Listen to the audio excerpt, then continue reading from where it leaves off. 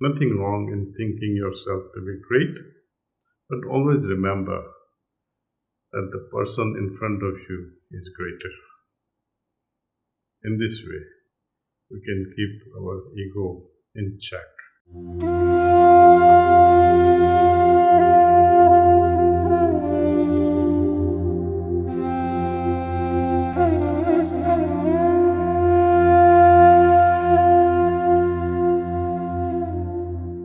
Namaste, sisters and brothers.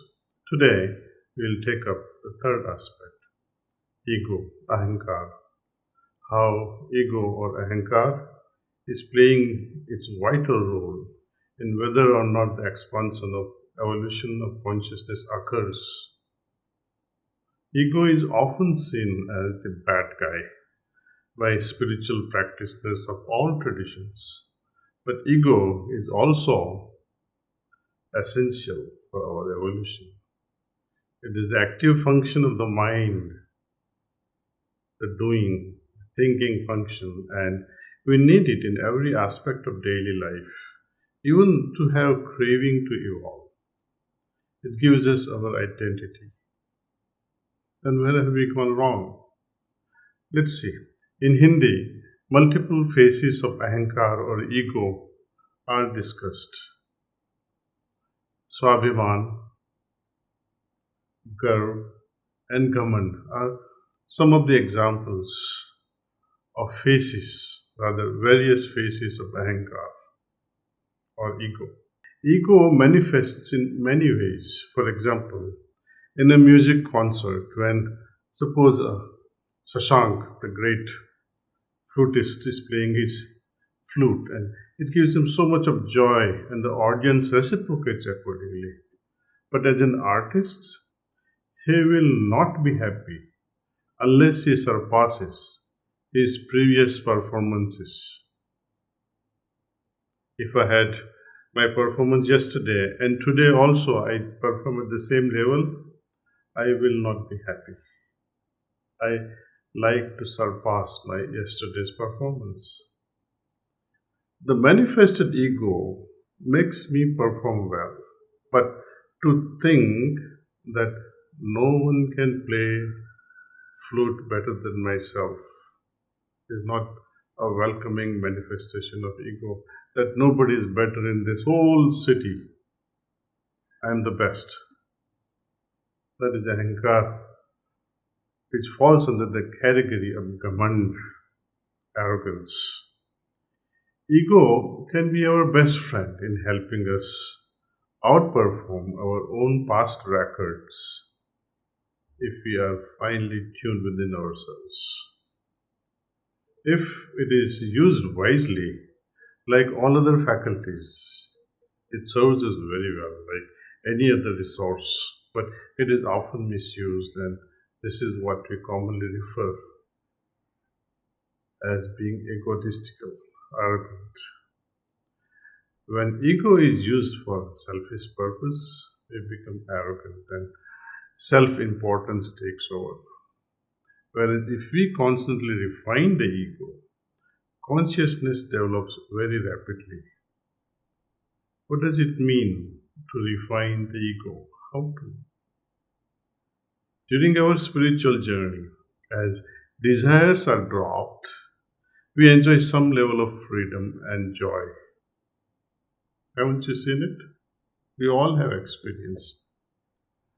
As we move further, there is this tug of war due to demand of absolute saranagati or anuprapanna. More and more of this anuprapanna, lesser will be the burden of ego. Now let me explain to you what this anuprapanna is all about. Anuprapanna, if you break this word down, anuprapanna, it has two parts. Anu means to follow. Prapanna means saranagati, surrender kind or submission with reverence. It is not a forceful or enforced level of submission.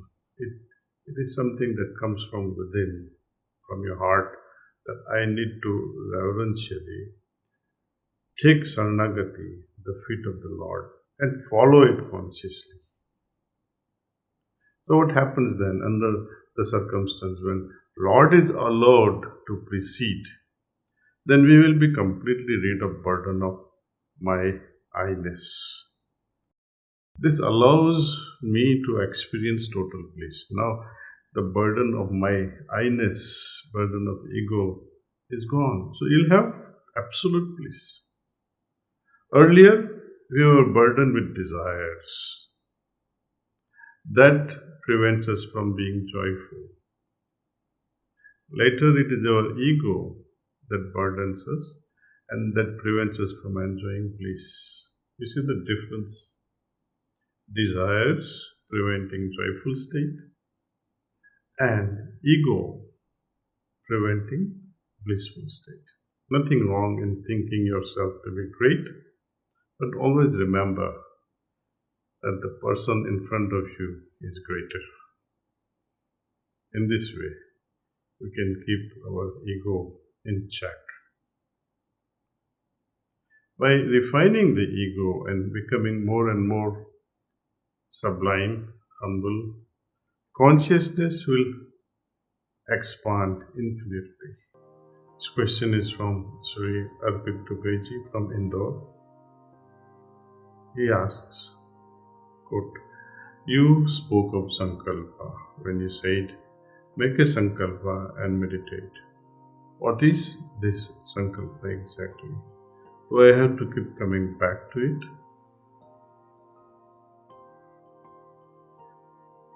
Sankalpa can be taken as willful suggestion to yourself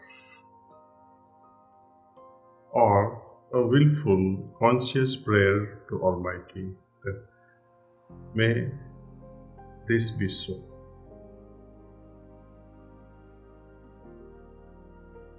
If you are wishing someone, may you be happy. May your birthday be joyous. May your life be full of joy, health and happiness. These are suggestions. But when we make these suggestions, which are simply verbal, but associate with humility and prayer, and offer it as prayer to Almighty, to me, it becomes very subtle kind of sankalpa, and it is always powerful and most potent.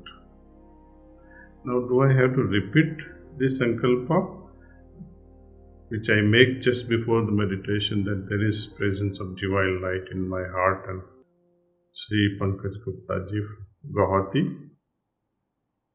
So you speak of yogic transmission that is present in Heartfulness meditation.